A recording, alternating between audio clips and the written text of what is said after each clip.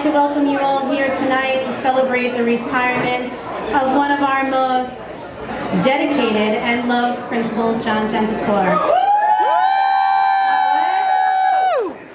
But before I begin speaking about John, I would like to take a moment and thank Doreen Andrews, who put this event together. Amazing job, Doreen. Everything is absolutely beautiful. Okay, so let's get to it. Several months ago, I had the honor of speaking on John's behalf in front of students and parents at our third grade reading night. So I was really very shocked when I received a phone call from Mitch one Sunday night in late May, asking me to speak on his behalf yet again. The phone call went a little something like this. I pick up the phone, and the first thing out of Mitch's mouth is, "Hey Melissa, you've been nominated." So I said, "Nominated? Nominated for what?" Mitch replied, "To speak on behalf of John at his retirement dinner. And listen, Melissa, we all decided that we wanted it to be funny. Like, see if you can get really close to the line and maybe cross it a couple times." So after I hung up the phone with Mitch, I thought to myself, Jesus, how do you cross the line with somebody who dries out his own fruit snacks, has a singing hamster in his office, and cans his own relish? That's like crossing the line with your grandmother. It just doesn't feel right. So instead, I've decided to share with you some of my favorite memories of John. I think we can all agree that one of the qualities of a great principal is the ability to communicate with your staff. I'd like to take you back to one of my first years of teaching. I was walking my class past the basement door. I thought it would be funny to tell the kids that the door led to the dark and dusty elementary school dungeon, and that all the bad little kids that didn't do their homework and listen to their teachers were sent down there and strung up by their toes. So, it's true. And it just so happens that at that very moment, Dr. Gentlecore was walking past me. He obviously overheard the conversation because the look of sheer disbelief of what he was hearing showed so clearly in his wide blue eyes. Give him the eyes, John. That was, all gotten that look, right? Okay. Just that one look, and John was able to communicate to me that maybe telling kids that they would be placed into a basement and strung up their toes wasn't such a good idea after all. And even though I thought it was funny as hell, I never did it again, as far as John knows. Anyways, as I said, it's all in the eyes. The man can say so much with them. Things like, "Fuck no, you can't have any more paper."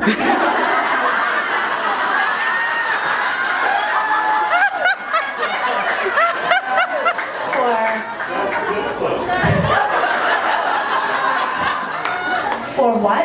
Now you want more ink? Another quality of a great leader is the ability to be flexible. A bit later in my career, John had called me into his office to discuss dress code. I was there meeting with him as the building representative. Never in my life did I, as a teacher, think that I would be sitting in the principal's office debating the color, pattern, and fit of jeans, but sure as shit, there I was, knee-deep in conversation about fashion with, at the time, a 50-year-old man whose idea of fashion socks was wearing his seersucker suit on the last day, whose idea of style was wearing his fashion socks and his seersucker suit on the last day of school. But at the end of our conversation, we came up with a compromise. We did, John. So long as the jeans did not have holes and rips in them, they would be acceptable on a Friday. John will absolutely deny that he agreed to that. God knows we've all gotten the jean memo. But he did agree to it, and it made me realize for the first time how reasonable and flexible he really could be. And if you have gotten the jean memo since then, please have mercy on him. His fashion sense is severely lacking, so it's really not his fault.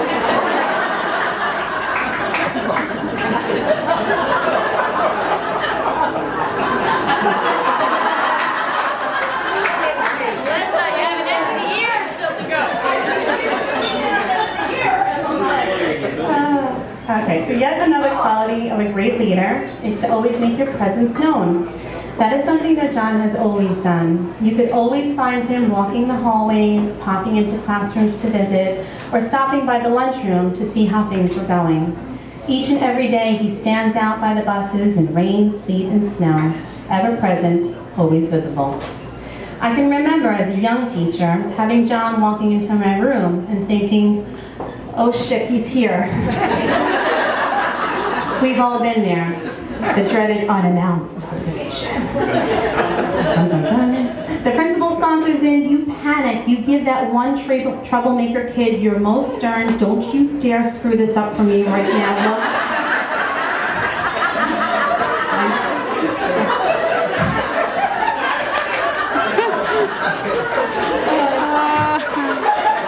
Because it's true.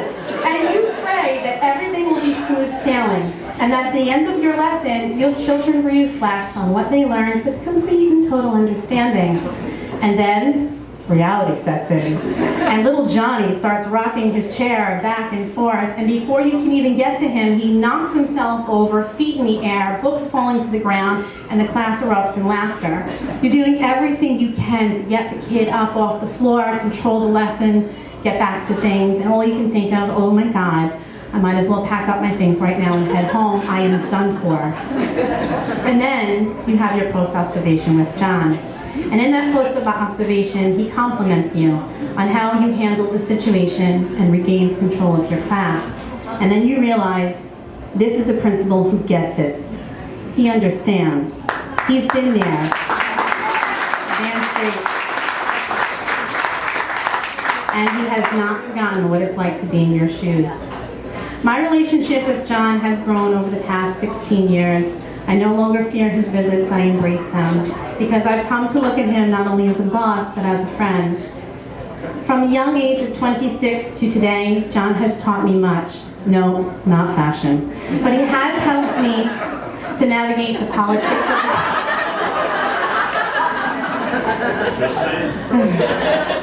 He has helped me to navigate the politics of the workplace, has taught me what is right and what is wrong, and to be able to recognize the difference, and that through it all, I must always remember who I am and never to compromise that. John has taught me that education at its core is all about the children. It is not only their minds that we nurture, but their hearts as well, and that our words have the ability to either uplift or devastate, and so we should always choose those words wisely.